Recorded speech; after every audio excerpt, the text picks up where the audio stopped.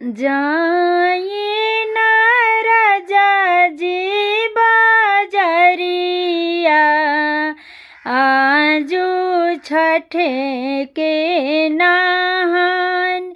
जाइए ना राजा जी बाजरिया, आजू छठ के नहान।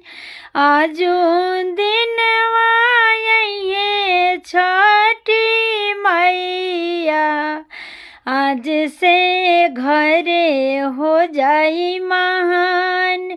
आज से घर हो जाई महान। जाई ना राजा जी बाजरिया, आजू छठ के नहान।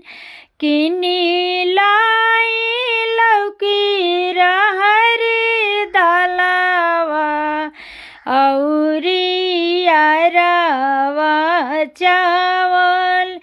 किनी लाई लौकी औरी लरी दालावा, औरी अरवा चावल।